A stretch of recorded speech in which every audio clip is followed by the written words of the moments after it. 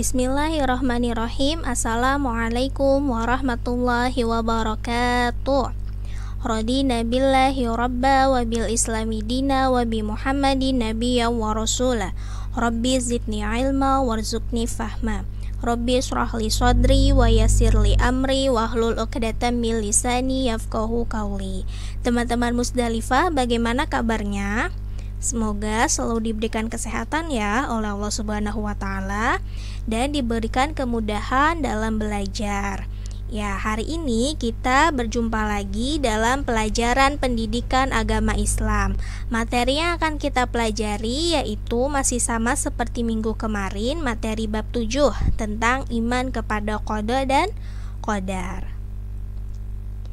Ya, minggu kemarin kita sudah bahas poin pertama sampai poin ketiga, dari mulai pengertian iman kepada qada dan qadar, dan contoh qada dan qadar. Selanjutnya, minggu ini kita akan bahas poin keempat, yaitu hubungan dan hikmah qada dan qadar.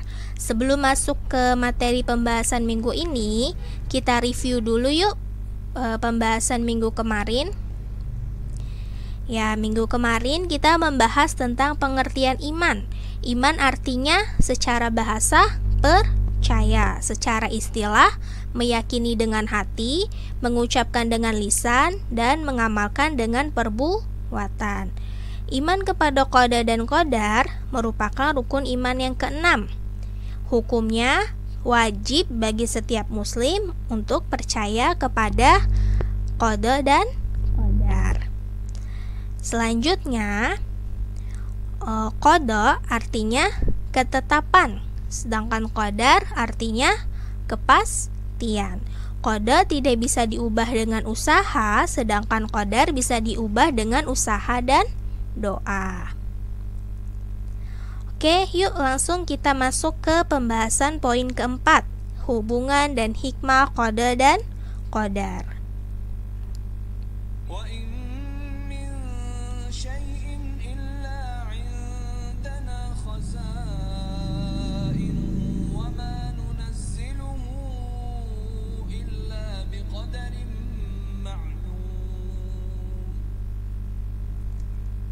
Ya, qada dan qadar mempunyai hubungan yang tidak dapat dipisahkan ya. Qada dan qadar merupakan satu kesatuan. Qada diibaratkan sebagai rencana, sedangkan qadar sebagai perwujudan atau kenyataan yang terjadi. Atau lebih gampangnya teman-teman bisa berumpama bahwa qada itu adalah visi, pandangan teman-teman, sedangkan qadar adalah misi, yaitu sesuatu yang dilakukan ya.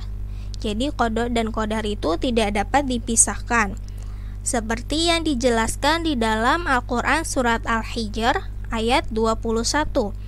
Dan tidak ada sesuatu pun melainkan pada sisi kamilah khazanahnya. Kami tidak menurunkannya melainkan dengan ukuran yang tertentu.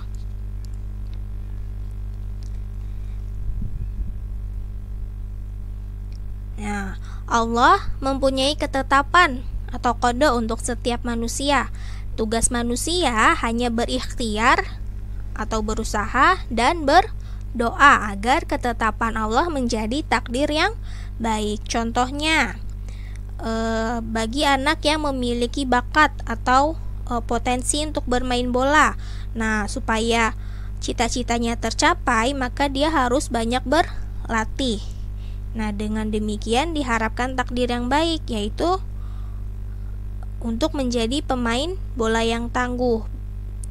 Berharapnya seperti apa? Dengan melakukan usaha dan doa. Berusahanya dengan berlatih secara giat.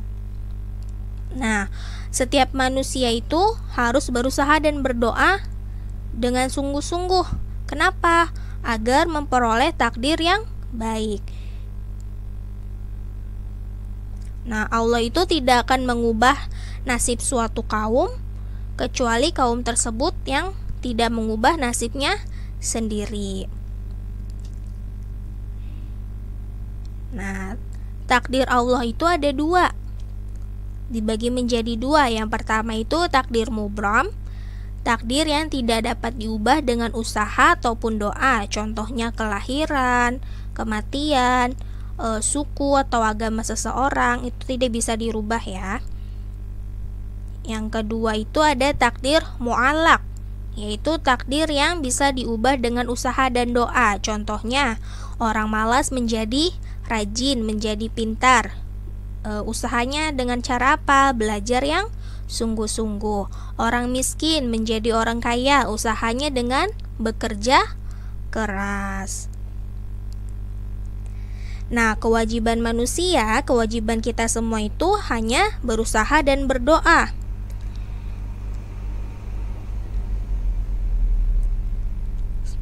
Nah, ada kalanya walaupun kita sudah berusaha dan berdoa, ternyata hasilnya tidak baik. Nah, semua itu harus diserahkan kepada Allah. Kita hanya berusaha dan berdoa, selebihnya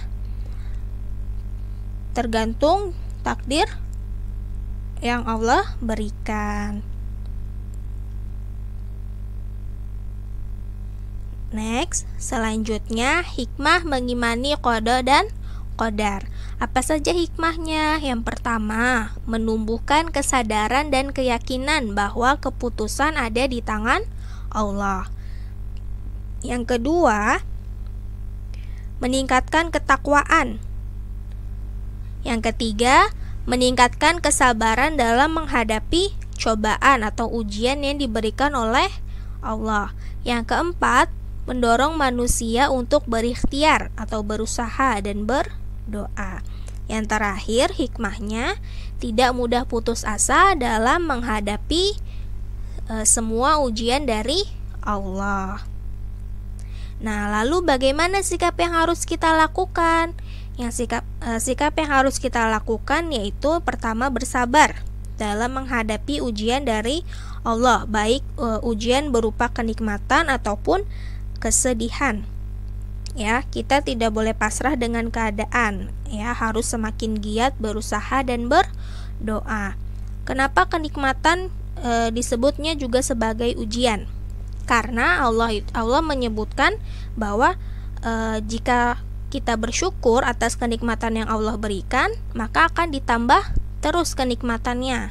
Nah, jika kita tidak bersyukur, maka kenikmatan yang diberikan akan diambil. Sikap yang kedua yaitu tidak putus asa dalam menerima ketentuan yang baik ataupun yang buruk dari Allah. Nah, putus asa merupakan sikap yang dibenci oleh Allah Subhanahu wa ta'ala. Sikap yang ketiga yaitu wajib berusaha dan berdoa.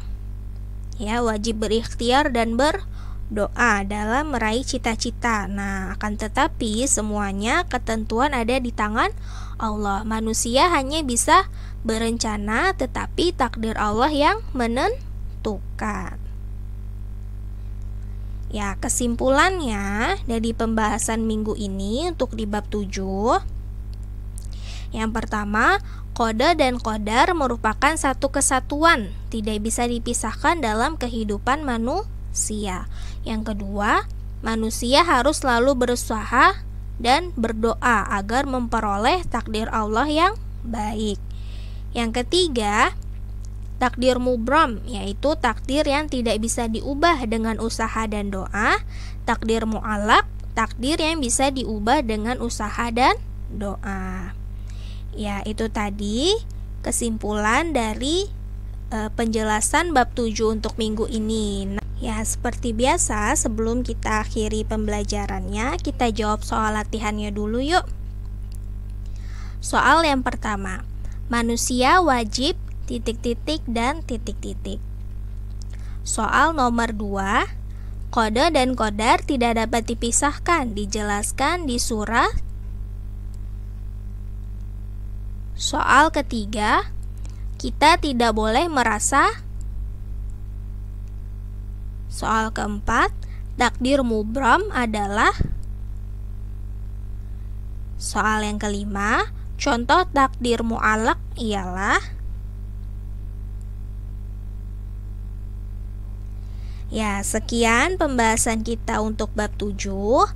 Semoga teman-teman bisa memahami pelajarannya dengan baik ya. Sebelum Ibu tutup, kurang lebihnya mohon maaf. Ilahuna wa ila liqa. Syukron ala ihtimamikum. Terima kasih atas perhatiannya. Wassalamualaikum warahmatullahi wabarakatuh.